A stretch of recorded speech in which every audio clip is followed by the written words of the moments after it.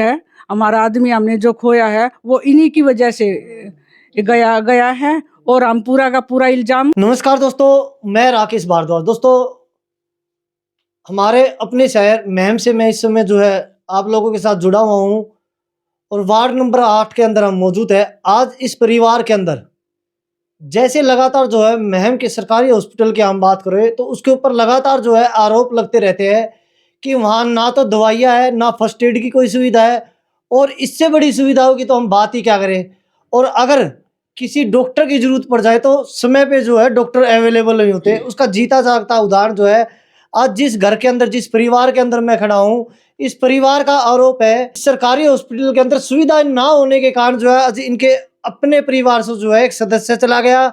सीधा सीधा आरोप जो है सरकारी अस्पताल के ऊपर लगाया जा रहा है, यहाँ के जो है प्रशासन के ऊपर आरोप लगाया जा रहा है कि अगर वक्त रहते यहाँ के जो हॉस्पिटल के अंदर लगातार जिस तरीके से शहरवासी आवाज उठाते हैं, अगर कुछ भी सुविधा होती तो शायद आज इनके परिवार के सदस्य जो है इस तरीके से जो है अपनी जान ना गंवाते। तो हमारे साथ जो है उनके लड़के मौजूद है, उनसे पूरी की पूरी जानकारी लेंगे। अगर मामला क्या था, किस वजह से हादसा, क्या नाम है आपका? प्रदीप नाम है जी मेरा। प्रदीप आपके पिताजी थे जी, दिलबाग। क्या कारण था, किस वजह से, क्या दिक्कत है, क्यों जो है आप सीधे सीधे जो आरोप जो है पूरे जो है यहाँ के हॉस्पिटल के ऊपर लगा रहे हो? जी, उनको तो सांस की दिक्कत थी और हम यहाँ से रात को 1:30 बजे के आसपास यहाँ से निकले थे घर से।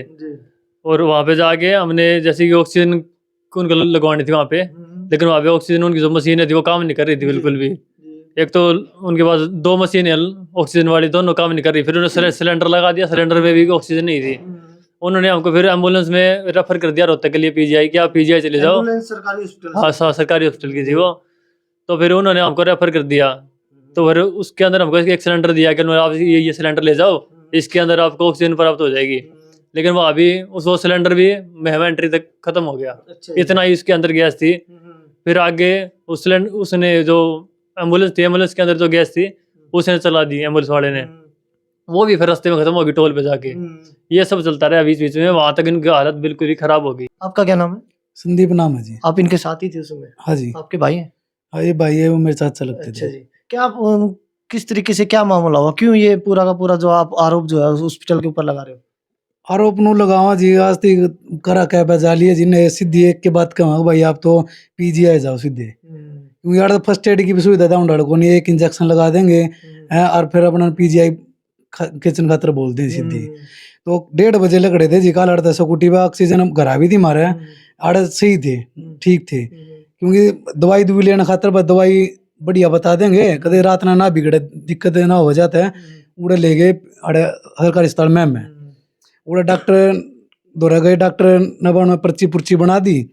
उस पाचे फिर ऑक्सीजन लगाने लगा। ऑक्सीजन जो फिटिंग ऑक्सीजन है ना, ऑक्सीजन वह चल नहीं बिल्कुल भी। और फिर एक ऑक्सीजन मशीन भी रखी है, वो उन तरीका नहीं, मेरा मशीन में कैसे चलानी हो। कुकर पानी जो होता है ना ऑक्सीजन में, गिलास होता है, मग होता है नीचे, वो फुल ठोक रखा है, उन्हें फुल भर रखा, कम से कम आधा होना चाहिए तब ऑक्सीजन उठाएगा वो। डॉक्टर नहीं थे उस समय? डॉक्टर थे, वो डॉक्टर तो अपने पर्ची बना रहे थे, उन्होंने इंजेक्शन बता दिए थे। ऑक्सीजन की तो हमने केयर करनी थी ना, ऑक्सीजन तो हमने लगानी थी। अच्छा जी।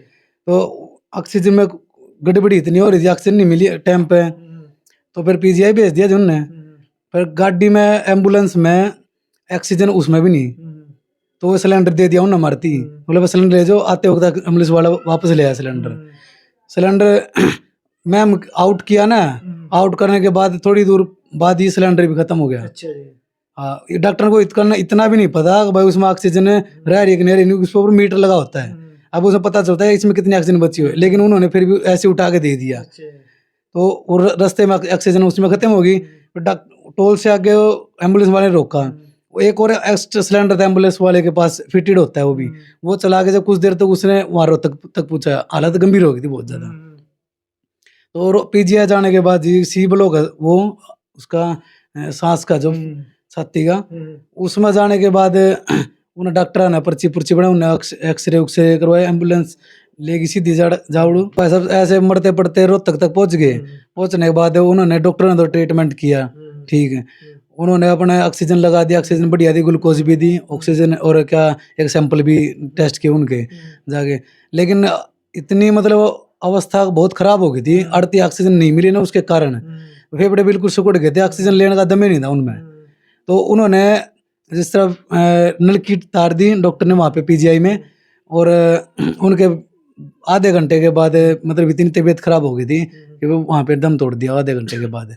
बिल्कुल फर्स्ट एड मिल जाती है, ऑक्सीजन अच्छे से मिल जाती है, तो अगर रोहतक भी लेके जाते हैं तो मतलब उनकी इतनी गंभीर हालत नहीं होती और बच जाते हैं हमारे। नो जी, हमने तो हमारा आदमी खो दिया जी, मतलब चाचा खो दिया, परिवार का सदस्य खो दिया है, और भी बहुत घने ऐसे मरीज आवे जी, उन्हें टाइम पे कुछ भी सुविधा नहीं मिलती उड़ जाके है, वो नुए दम तोड़ते हैं जी पीजीआई जाते जाते। दवाई वगैरह जो है बात करें तो प्रॉपर ढंग से यहाँ की तो ऐसी व्यवस्था है कि दवाइयाँ ही नहीं मिलती तो लिख के ना जी, बिल्कुल दवाई को नहीं मिलती जी आड़े भी। जी। तो आपने जाना पूरा का पूरा जो है किस तरीके से ये मामला हुआ है, और जो उनके घर वाले हैं उनसे और बात कर लेते हैं। नमस्ते आंटी जी। नमस्ते। क्या आंटी जी इससे पहले भी सांस की बीमारी थी तो दिक्कत तो हुई पहले भी मेडिकल के अंदर लेके गए होंगे, क्या कुछ सुविधाएं मिलती थी? 2-3 बार गए भाई, जब तक साथ लेकर रेफर कर दें, अच्छा जी। इंजेक्शन लगाओ रेफर कर देते हैं। हाँ, ना ऑक्सीजन मिलती है ना सिलेंडर की कभी चाबी मिलेगी कभी नहीं मिलेगी। चाबी मिल जाओगी तो उसमें गैस नहीं पाओगी, चाबी नहीं मिलेगी तो वो बंद, उसकी चाबी खो ही पाओगी, वहाँ का चाबी नहीं मिलती।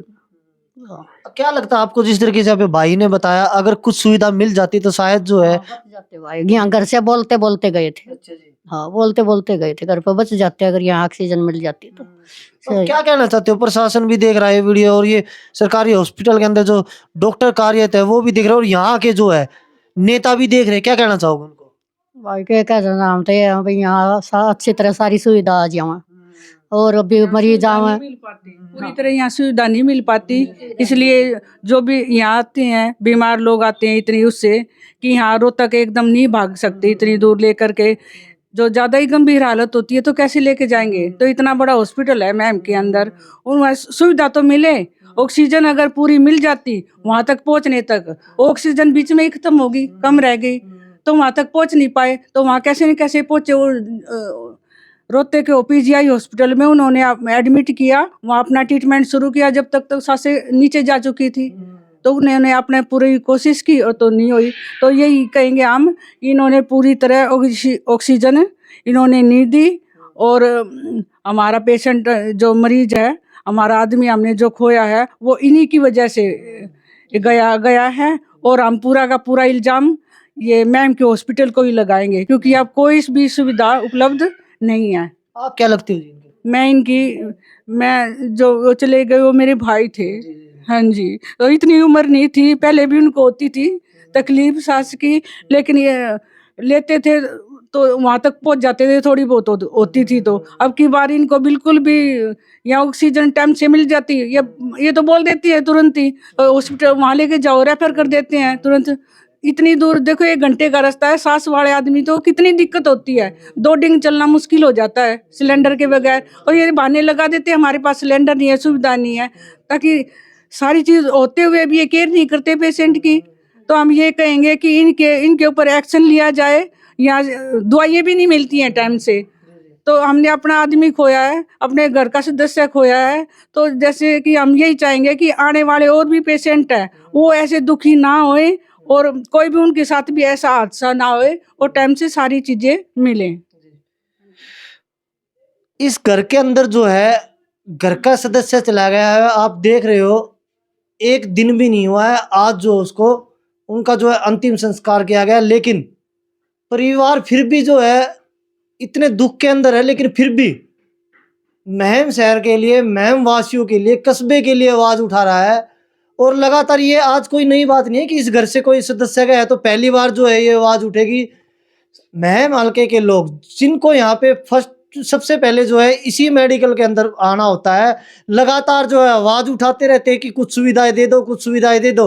दवाइयों की बात करें, दवाइयाँ तक इस मेडिकल के अंदर नहीं मिलती, लगातार उसकी जो है शिकायतें होती रहती है। लेकिन शर्म आने चाहिए यहाँ के जो है नेता लोग हैं जो बड़े बड़े दावे करते हैं और इसको अचीवमेंट गिनवाती कि इतना बड़ा मेडिकल है हमारे यहाँ पे, लेकिन जो है एक्सरे मशीन की बात करें, कई बार तो देखते 2-2 4-4 दिन तो वो नहीं होती, सीनियर डॉक्टर यहाँ पे नहीं है, अल्ट्रासाउंड की मशीन नहीं है यहाँ पे, कोई सुविधा यहाँ पे नहीं है। फिर भी जो है यहाँ के नेता बोलते हैं कि हमारे में, और शर्म की बात तो है 3-3 यहाँ के जो है सांसद है, यहाँ के निर्दलीय विधायक है, कोई इसके लिए जो है अच्छे से आवाज नहीं उठाता, कोई जो है अभी तक इसके अंदर सुविधा नहीं आ रही। आखिर हो क्या रहा है महम शहर के अंदर? और बार बार जो है इसके लिए जो है हर दूसरे दिन जो है शिकायत होती है, फिर भी जो है कोई जो है इसकी ओर ध्यान नहीं दिया जा रहा है। चुनाव नजदीक है, फिर से जो है बड़े बड़े दावे किए जाएंगे।